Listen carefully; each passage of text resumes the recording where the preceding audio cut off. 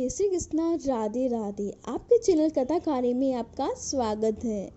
आज हम इस वीडियो में सुनेंगे सूरज रोटी की कहानी।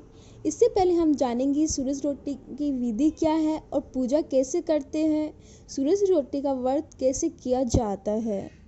होली के बाद चैत महीने को जो पहला रविवार होता है उसमें सूरज रोटी का व्रत करते हैं। सूरज रोटी का व्रत कुंवारी पड़नी सभी करते हैं। सूरज की पूजा करने के लिए एक साप्ती रोटी बनाते हैं, उसमें बीच में छेद करते हैं, उससे सूरज को देखकर अर्घ देते हैं। फिर व्रत करते हैं, कहानी सुनते हैं। भाई की बहन सूरज रोटी का व्रत करती है। भाई की मंगल कामना एवं आयु वृद्धि के लिए बहन ये व्रत करती है। भगवान सूर्य नारायण की पूजा करने के लिए हमें कुमकुम, चावल, लाल पुष्प एवं भोजन के लिए छोटी रोटी बनाते हैं। रोटी के बीच में छेद करते हैं। सूर्य नारायण के अर्घ देकर रोटी का छेद से भगवान को दर्शन करते हैं। ये रोटी गाय को खिलाते हैं और अपने लिए एक सापत रोटी बनाते हैं और फिर कहानी सुनकर व्रत करते हैं। एक माँ बेटी थी। सूरज रोटी का व्रत आया। माँ बेटी को बोली, तुम भोजन बना लो, मैं खेत जाकर आती हूँ।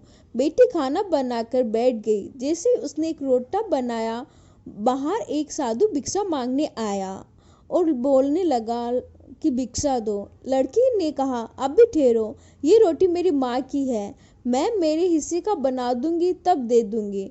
साधु क्रोध करने लगा और कहने लगा, तुमको देना है तो दो ये रोटी, नहीं तो मैं तुम्हें श्राप दे दूंगा। वो दुविधा में फंसी कि माँ के हिस्से का रोटा दे दूंगी तो माँ गुस्सा करेगी, नहीं दूंगी तो साधु श्राप दे देगा। उसने वो रोटा साधु को दे दिया। माँ आई, देखी रोटी नहीं है। बेटी ने सारी बात माँ को बताई, पर वो कौन सी मानने वाली थी। वो कहने लगी, गिर रोटा मोटा को, लाम मारी सागी रोटी री कोर। गुस्से से माँ ने लड़की को घर से निकाल दिया। वो जंगल में निकल गई, हाथ में अपनी रोटी को लेकर, और एक घने वृक्ष पर बैठकर गई। इधर से एक राजा की बारात जा रही थी। राजा विश्राम करने उस पेड़ के नीचे बैठा। उसने मुंह में रोटी का चूरा आया। राजा सिपाही से बोला, इस पेड़ पर तो कोई आदमी बैठा है। सिपाही देखकर वापस आ गया, कहने लगा, कोई नहीं है। फिर थोड़ी देर बाद राजा के मुंह में चूरा गया। इस बार राजा खुद पेड़ पर चढ़ा तो उसने देखा एक लड़की पेड़ पर बैठी है। राजा ने उस लड़की से शादी कर ली। सूरज नारायण की कृपा से वो राजा की रानी बन गई। समय बीतता चला गया। एक बार एक बुढ़िया भिक्षा मांगने हुई राजमहल के बाहर से निकली। उस लड़की ने देखा, ये तो मेरी माँ है। राजा से कहलवाकर उस औरत को बंद करवा दिया। उसे डर लगा कि कहीं माँ पहचान लेगी तो राजा उसे छोड़ देगा कि गरीब की लड़की है। एक बार राजा जी ने जिद करके रानी से कहा कि आपके पीवर घूम कर आएंगे। रानी मन में सोचने लगी, कौन सा पीवर, कहाँ की माँ बाप भाई बहन।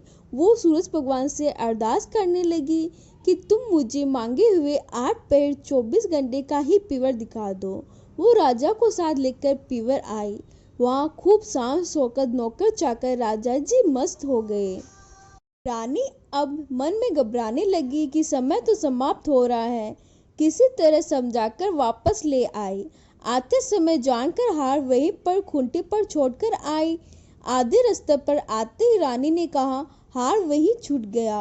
राजा जी ने कहा कि कोई बात नहीं, घर में ही तो भूल कर आई हो, दूसरा कोई हार पहन लो। रानी ने कहा, नहीं, मुझे वही हार वापस लाकर दो। राजा वापस गया तो देखा वहाँ तो टूटी झोंपड़ी थी, ना तो कोई ठाट बाट था, ना कोई सानो शौकत, लेकिन खूंटे पर रानी जी का हार लटक रहा था। वापस आकर राजा ने पूछा, रानी जी ये क्या? वहाँ तो कुछ भी नहीं, सच्ची बात बताओ। रानी जी ने कहा, सूरज भगवान ने मेरी लाज रखी। मैं तो उनसे 24 घंटे का पीवर मांगा था। मेरी माँ तो गरीब है, इसीलिए भगवान ने मेरी लाज बचाई है।